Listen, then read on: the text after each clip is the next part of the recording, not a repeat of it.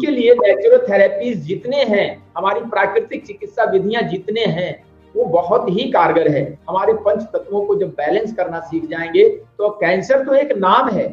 आप जानते हैं कि जितनी बीमारियां हैं 90% बीमारियां साइकोसोमैटिक बीमारियां हैं। साइको यानी मन और सोमा यानी शरीर, ये साइकोसोमैटिक बीमारियां हैं।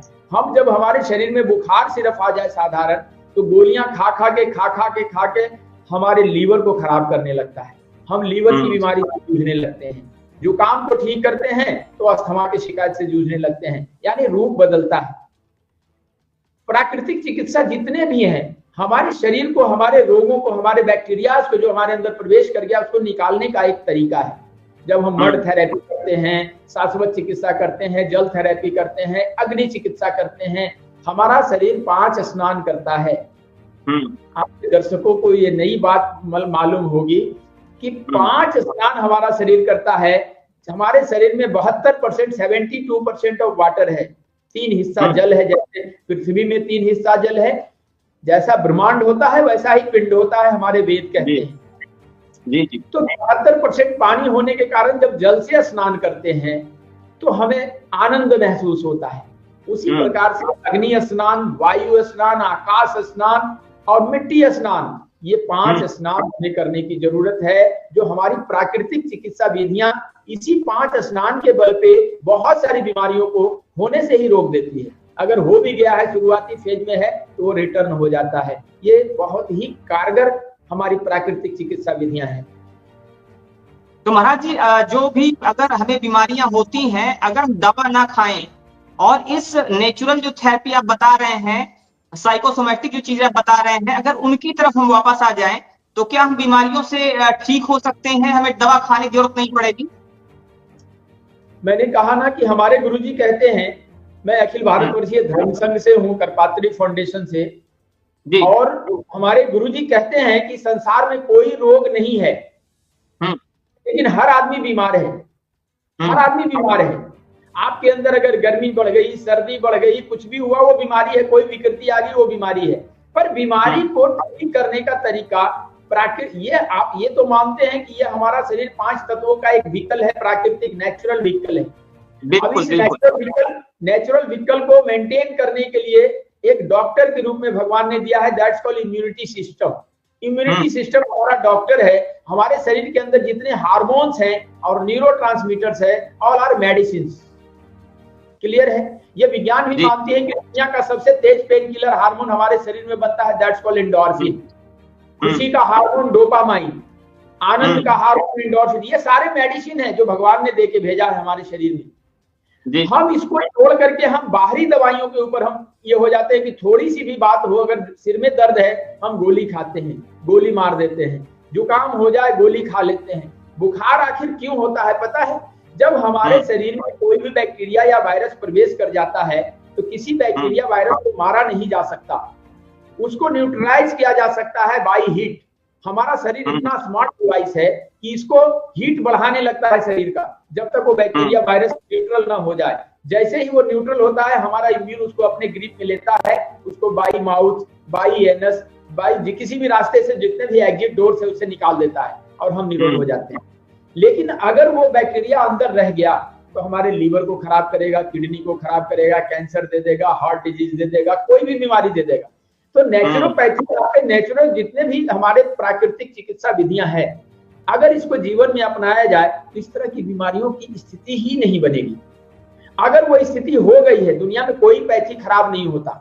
एलोपैथी हो, होम्योपैथी, आयुर्वेदा, कोई पैथी, जहां पे सुई का काम है वहां से सुई से लिया जाए, जहां तलवार का काम है वहां उससे लिया जाए।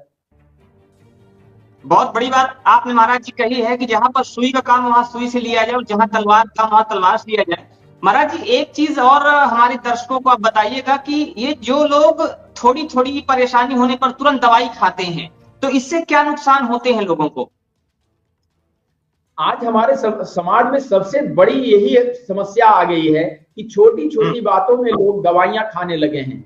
आप जब बाहर से दवाइयां देंगे, आपके किचन में, आपकी रसोई घर में अगर भोजन नहीं बनेगा तो आप जोमेटो से खाना मंगा करके कितना दिन स्वस्थ पहलवान रह सकेंगे? आप अपने किचन को जब तक व्यवस्थित नहीं करेंगे, हमारे शरीर में प्रकृति ने, भगवान ने दवाइयां दे के भेजा है, एक डॉक्टर इम्यूनिटी के रूप में देखा, थोड़ा उसको काम करने का मौका दीजिए। आप हर बात में दवाई ले लेते हैं, हमारे अंदर की जो प्रक्रिया है वो बाधित होती है। आपको पता है, आपने बहुत अच्छे सेशन पे ये लिया है बाबा जी का, आपको पता है कि हमारे शरीर में जो भी दवाइयां जो केमिकली हम लेते हैं, इंटेक करते हैं, 70 से 80% हमारे लीवर में ही डिटॉक्स हो जाता है। 70 से 80% दवाइयां हमारे लीवर में डिटॉक्स हो जाता है। तो हम, आप बताइए कि दवाइयों से हम कैसे ठीक हुए? ठीक तो हमारा इम्यून करता है। आज अगर कोई ऑपरेशन करके डॉक्टर से पूछे कि मेरा रोगी कब ठीक होगा, डॉक्टर आपको इतना ही जवाब देगा कि मैंने ऑपरेशन कर दिया है, मैंने दवाइयां दे दी है, सारी प्रक्रिया कर दिया है, अब इसका इम्यून जिस समय एक्सेप्ट करेगा जितना जल्दी उतना जल्दी ठीक होगा। तो ठीक किसने किया? इम्यून हमारा सिस्टम इज आवर डॉक्टर। हम दुनिया में जब भी दवाइयों के ऊपर डिपेंडेंट होते हैं तो दवाइयां हमारा सहयोगी है। इस संसार में जितने भी पैथी हैं, जितने भी चिकित्सा की विधियां हैं, all are helping hand of our immune system. हमारे इम्यून सिस्टम का हेल्पिंग हैंड है।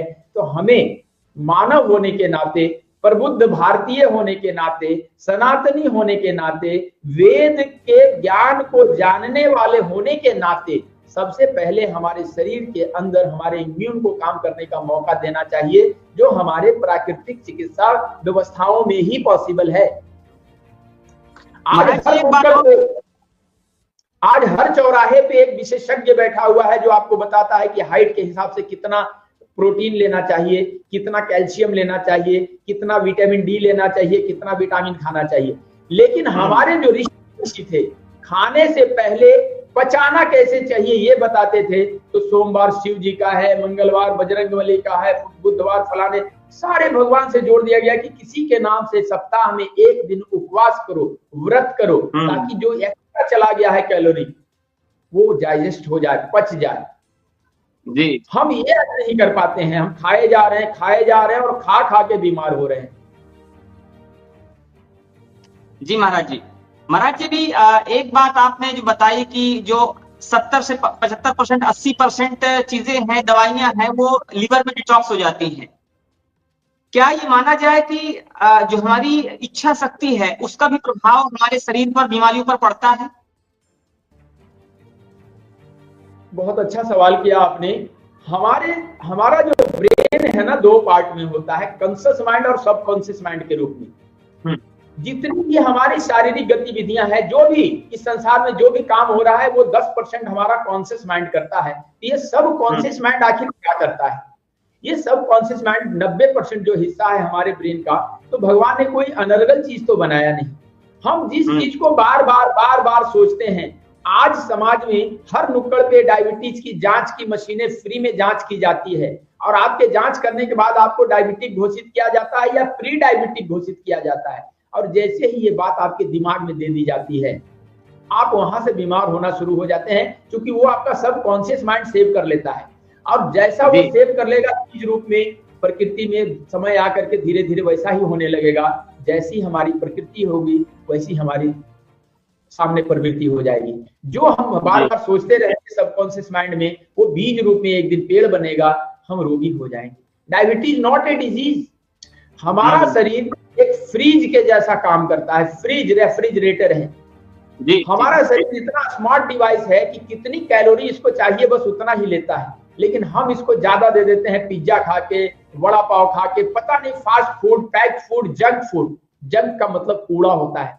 हम कूड़ा का भोजन, जंक फूड खा करके स्मार्ट बनते हैं, मॉडर्न कहलाते हैं, और इसमें इतनी ज्यादा कैलोरीज जाती है, एक्स्ट्रा कैलोरी। हमारा शरीर उतना ही लेता है जितने इसको चाहिए, बाकी को वो फ्रीज में रख देता है।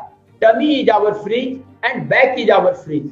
अब ये टमी में बिस्लर फैट जमा होगा, गंदी चर्बी, तो हम डायबिटिक हो जाएंगे, हमारा पैंक्रियास खराब हो जाएगा, हमारा स्प्लीन खराब हो जाएगा, लीवर सही फंक्शन नहीं करेगा, गैस एसिडिटी होगी। आपको पता है कि जब भी एसिडिटी होता है हमारे शरीर में, तो हमारे एसिड को अल्कलाइन करने के लिए कैल्शियम कार्बोनेट की जरूरत होती है।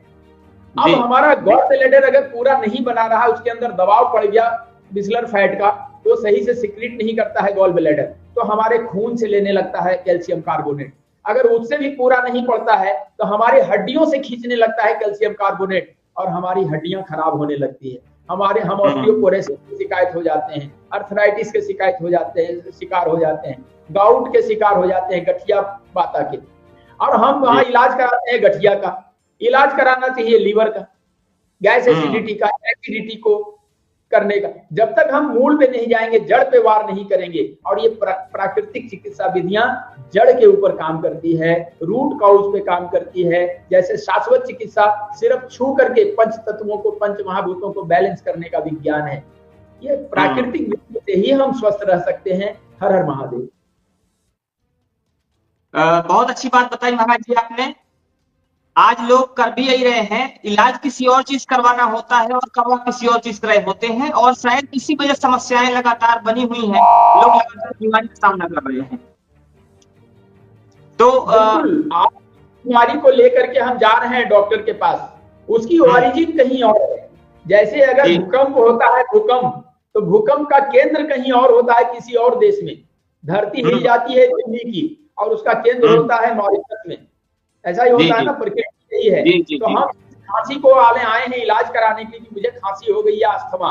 तो अस्थमा का रूट कहाँ है? जब भी हमारा शरीर आज इतना नाजुक हो गया है कि हम एसी घर में रहते हैं, एसी ऑफिस में रहते हैं, एसी कार से चलते हैं, और बाहर 40 डिग्री टेम्परेचर होता है। जब भी हम माइनस से निकल कर प्लस में जाते हैं, तो एक माइनस और एक प्लस जब मिलता है तो इक्वल टू माइनस होता है, हमारे शरीर में कोई इफेक्ट हो जाएगा। अगर एक प्लस और एक माइनस मिलता है तो भी इक्वल टू माइनस होता है, अकॉर्डिंग टू मैथ। बिल्कुल, जी जी जी। और जब एक माइनस और एक माइनस मिलता है तब प्लस होता है। अब देखिए, भगवान अगर गर्मी का दिन आया तो ठंडे ठंडे तासीर वाले फल देते हैं, तरबूज देते हैं, खीरा देते हैं, खरबूजा देते हैं। क्यों? ठंडे तासीर की, क्योंकि गर्मी के तापमान को वो जज्ब करेगा, अपने अंदर एब्जॉर्ब करेगा। ये प्रकृति है। हम है कि इस सीजन का फल अगले सीजन में हम फ्रीज करके खाते हैं, कोल्ड स्टोरेज में रख के। तो जब अगर हम अमानवीय काम करेंगे, अननेचुरल काम करेंगे, प्रकृति से कट जाएंगे, तो निश्चित रूप से हमारा शरीर प्राकृतिक नहीं रह पाएगा। आपने एक कार खरीदी, आप कार टाटा का खरीदें, मारुति का खरीदें, फॉर्च्यूनर खरीदें, ऑडी खरीदें, उसको रोज मॉर्निंग वॉक कराएं, इवनिंग वॉक कराएं, रोज नहलाएं, शैम्पू लगाएं, तो क्या वो हेल्दी रहेगा? स्वस्थ रह सकता है? नहीं।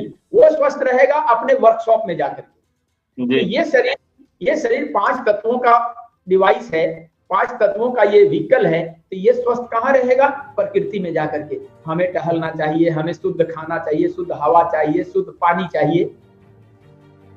हम ये प्राकृतिक चिकित्सा दुनिया यही तो सिखाती है, यही तो सिखाती है, इसलिए हमारे लिए सबसे ज्यादा कारगर है। बिल्कुल सही बात कही आपने स्वामी जी, आपका बहुत बहुत धन्यवाद। और आपने जो ज्ञान की बातें बताई, निश्चित रूप से ये हमारे दर्शकों के लिए, जन सामान्य के लिए, आम जनमानस के लिए बहुत ही फायदेमंद साबित होगा।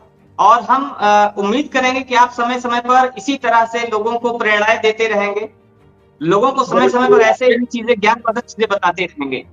आपके सभी दर्शकों को नवरात्रि की शुभकामनाएं और नए वर्ष की शुभकामनाओं के साथ मैं स्वामी भक्ति प्रकाश सबका हार्दिक अभिनंदन करता हूं। और आपने ये अपने प्रकृति से जुड़ी हुई बातों को लोगों के बीच पहुंचाया, आपका भी हार्दिक अभिनंदन करता हूं। और जब भी अगर आवश्यकता लगे, आपके दर्शकों को अगर मेरी बातें अच्छी लगे, मैं जरूर सेवा करूंगा। हर हर महादेव। हर हर महादेव।